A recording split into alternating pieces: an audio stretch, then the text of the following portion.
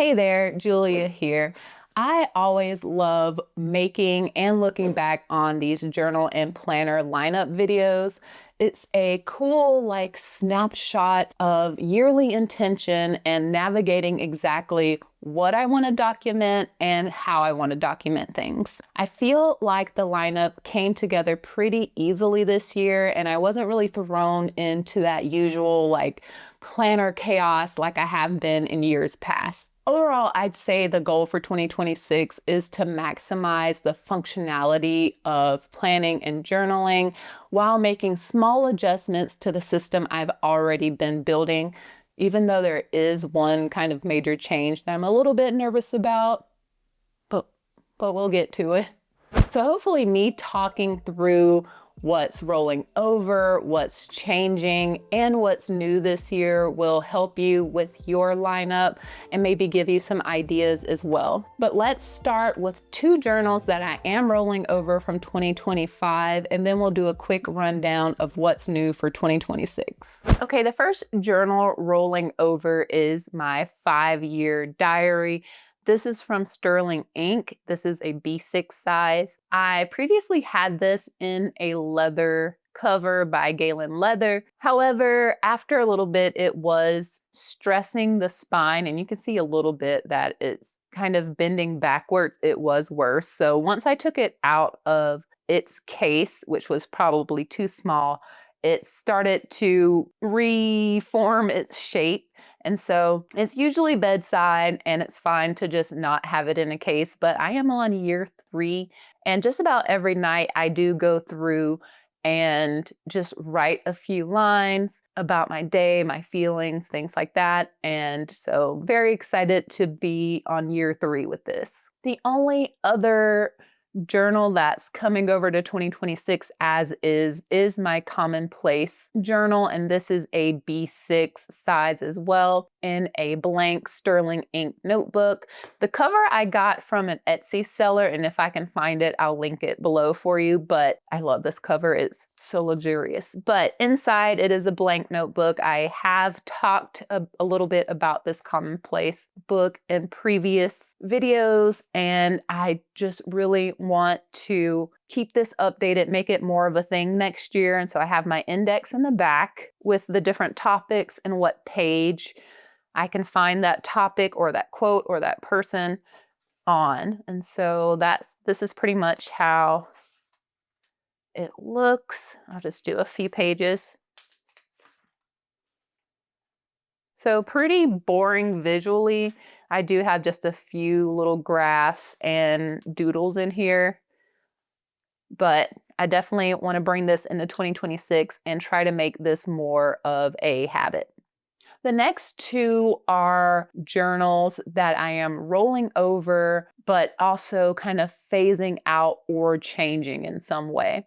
So the first one I am thinking that I want to phase out. It is in a different cover. This is not my pen and ink directory. This is my business and Julia here reference rings. It's in a Filofax rings, personal size. And so I have my business section here and then my Julia here section back here. And honestly, I only come to this maybe once a month, and I only use a few spreads in here, like our GRT, like our tax stuff, and just keeping up with affiliate sales and things like that I keep in here. However, I feel like I could put this in a Notion situation and be happier. I love the way that this looks, and in theory, this was a great idea. However, I can reference things just the same online in Notion and also search. So this will be slowly phasing out, but right now I just have it in here. And as I have time, I'll start putting things into Notion. Next is my pen and ink directory, and I've moved it over to my Giglio cover. This is a personal size, but wide. So it is a personal wide size. And I have a video all about this pen and ink directory. Right now, it's just mostly an ink directory, and it's separated out by color. I do plan on refreshing these dividers, maybe do a new cover page, and changing out the paper.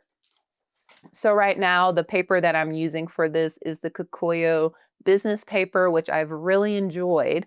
However, I've mentioned before that I really love the View Corona paper, and I want to just change everything over to that paper. So I will be swatching my entire ink collection again, which is going to be a little bit of a chore, but I think it'll be fun. And since some of the inks I no longer have, I will obviously omit those. And I know some of you suggested maybe just keeping everything in here, whether I have it or not. However, I really want my ink directory to be current, and I use it to pick my pen and ink pairings for currently inked. And so I want to make sure that everything that's in here I actually have. But I may have a solution. Like when I don't have an ink anymore, I probably won't do a cross out. I'll just maybe make a little sticker for it or something like that, cut it out when it makes sense, and paste it into another notebook that maybe isn't fountain pen friendly, and that'll be like my archive. So that will have all the inks that I no longer have in my collection, but if I still want to reference what those inks look like, I can go somewhere else to see those. I actually have my inserts printed out, ready to go. This is going to be like a between Christmas and New Year activity. I call that week Void Week. And that's when I do all of these like little fun, tedious organizational tasks. And so I'm looking forward to doing that. But as I've been doing Inkvent every day, I've been going ahead and doing swatches for the new ink directory. And I think the major difference, other than the paper, for this is including just a line of what the ink looks like as well. So I can kind of get a gauge on what it looks like in writing, since swatches and writing looks different sometimes. So yeah, this is still gonna be around, but it's gonna look a little bit different, and it's in a different cover. But I use this so much and I love it so much. The rest of these are new or new-ish journals and planners that I'm using in 2026. So the first one is going to be housed in this TN cover.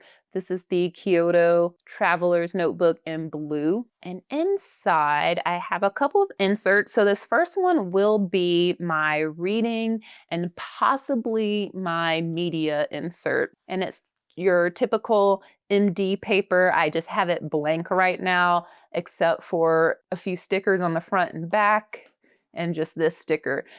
And I'm really paring back my reading journal spreads this year. And I think I'm just going to do like the printout of the book cover, have the information, my rating, when I started it, when I ended it, and just my thoughts.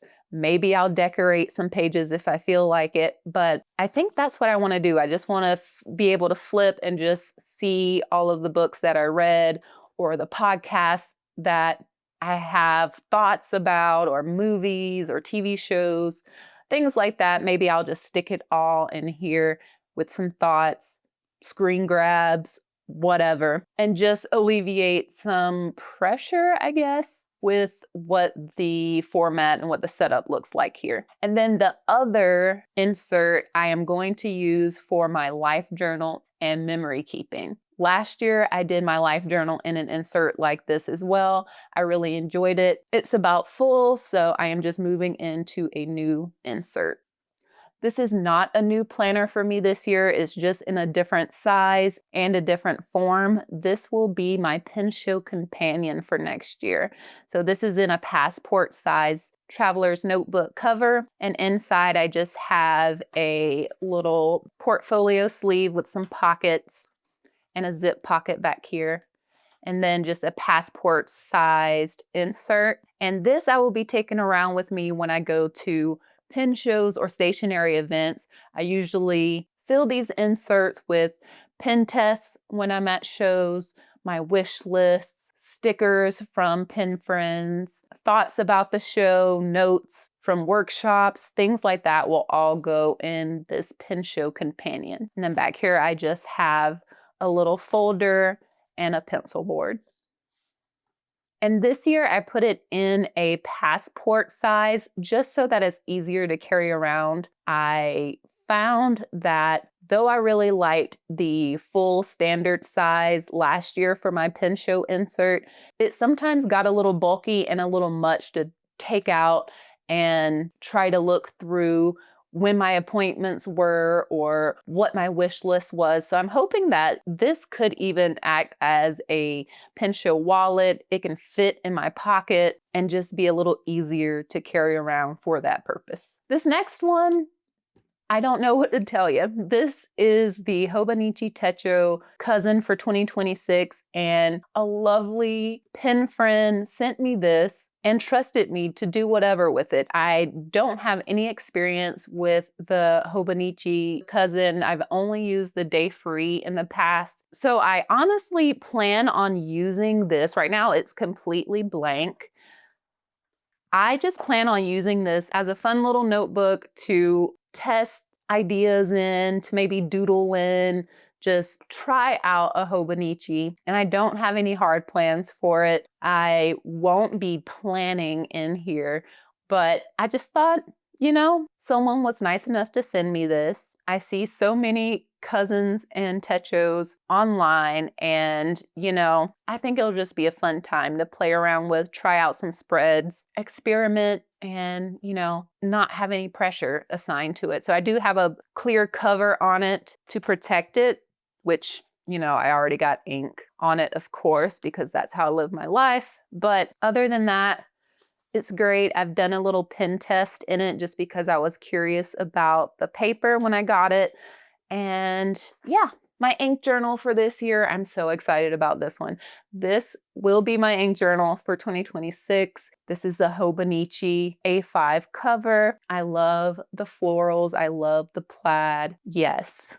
But inside I have this notebook, A5. It's called a Tiana notebook from Leela Journals. It has Tomoe River paper in it. So yes, I am trusting the Tomoe River paper this year. I also did a pen test back here too to make sure it was going to be okay. And I've already got it all set up. I of course have my pockets already decked out with swatch cards and stickers and blotter paper. And this is where I will document currently inked. I will keep track of pen shows and stationery events, track new pen days, ink explorations, paper explorations, chronologically document the fountain pen and ink hobby throughout the year. And then my everyday planner. This is like my main squeeze that will be with me every day. And the cover may look familiar if you've been hanging out for a while. This is a B6 size.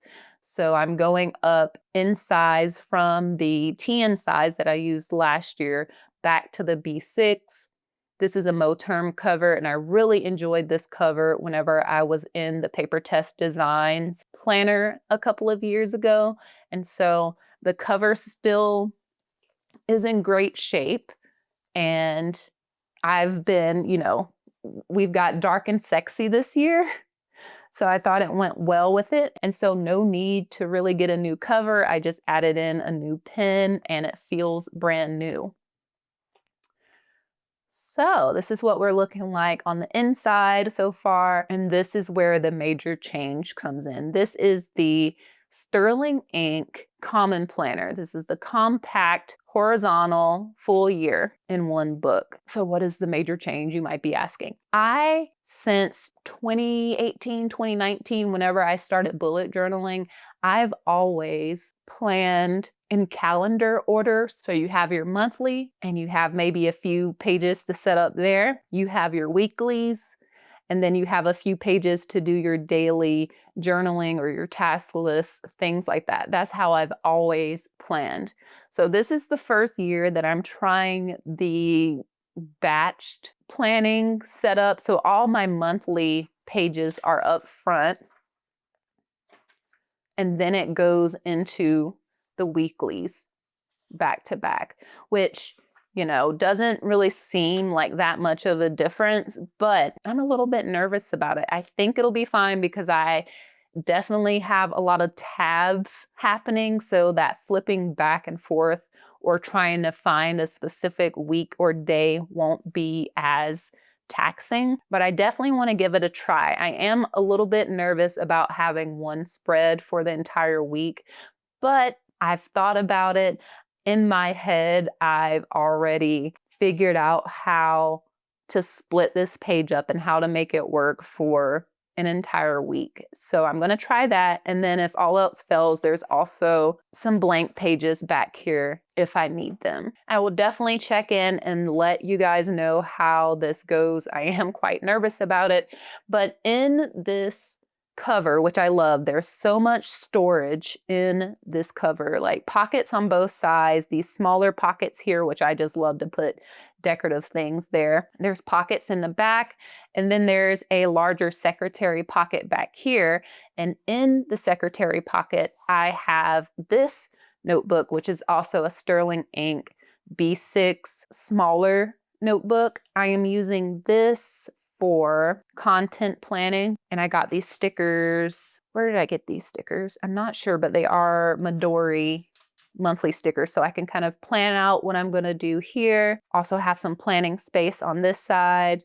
And then in the back, I have just blank pages for outlines and ideas and things like that. I want this to last me for 6 months. So I only have the first 6 months in here, and then I'll just set up another one of these for the last 6 months. So I have that with me all the time, which is going to be great because I was doing it in another notebook for 2025, and it was a larger notebook. Honestly, it was that ink journal notebook that went bad, like the paper was bad, and I just started using that for content stuff and outlines and just messy writing. And yes, it bled and feathered and all of that, but hey. But anyways, I wasn't able to take that with me whenever we were away on work trips or traveling. And I do like to plan content while in the car or while traveling. And so it wasn't ideal. So I thought this would be a good solution for that. And then back here, I got this in Japan. It's just a little pencil board with a pocket. Also doubles as a little mouse pad if I forget my mouse pad while we're traveling. And so I have that back here as well. So it just feels like a nice little planner cover to be my kind of ride or die for 2026. So I am very excited about trying something new, going back to a size that I do really enjoy, even though I really love the TN size as well, being able to move things in and out. But this is what I'm gonna do for 2026. Oh yeah.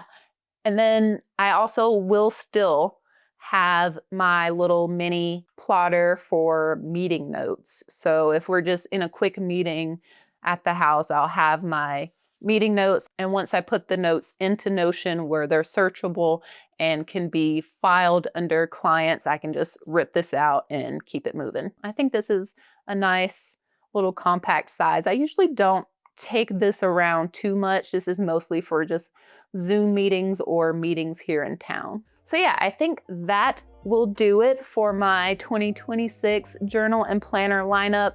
As you maybe can tell, I only have one planner. This is my one planner. Everything else is a journal or is used when needed. But of course, I want to know what you're using in 2026. What are you excited about? What are you nervous about when it comes to your lineup?